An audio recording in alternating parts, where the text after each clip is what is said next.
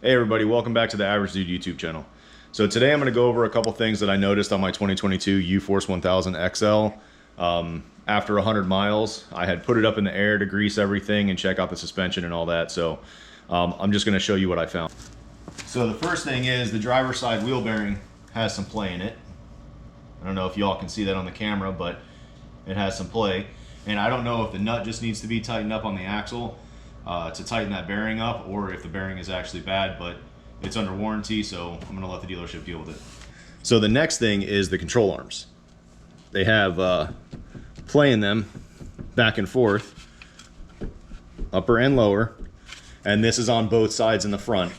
So they are gonna be looking into that as well. I don't know if it's just because it's a off-road vehicle or whatnot, but I've had four-wheelers in the past and I've never had play like that in the control arms. So again, gonna let them take a look at that. So now moving on to the rear, the passenger side rear wheel has a pretty good amount of play in it as well in the bearing.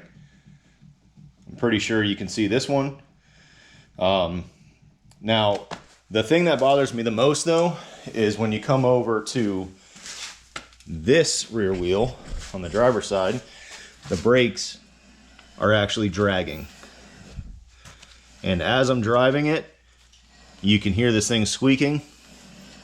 I had it up in the air yesterday. I put it in low gear and hitting the gas, and you could definitely tell that it's dragging even up in the air. So that's the biggest one for me that needs to be addressed. The brakes on these things aren't the best as it is.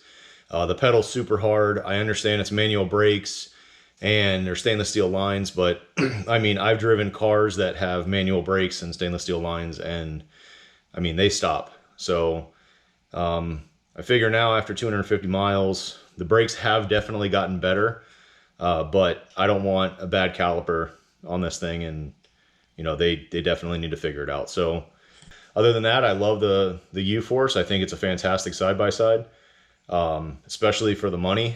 I mean, I saved almost $8,000 over what I would have paid for a Ranger, and I got a roof and a winch. So to me, it's definitely worth it. It has plenty of power, does everything I need it to do. The aftermarket is definitely coming around.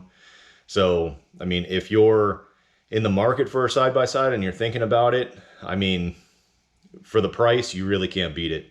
I really don't think the Polaris or the Can-Am is actually worth $8,000 more than what the CFMoto is. That's just my personal opinion. I've driven Polarises before. I have friends that have Rangers. I have friends that have Razors. And I mean, the quality of this and the fun factor, and it does everything I need it to do every single time. I've had no issues with it other than the suspension stuff that's going to get addressed. I mean, again, I really don't think that spending the extra money is worth it, in my opinion. So, but yeah, that's all I had for this video. So thank you for watching. Please like and subscribe if you haven't already. And we'll see you on the next one.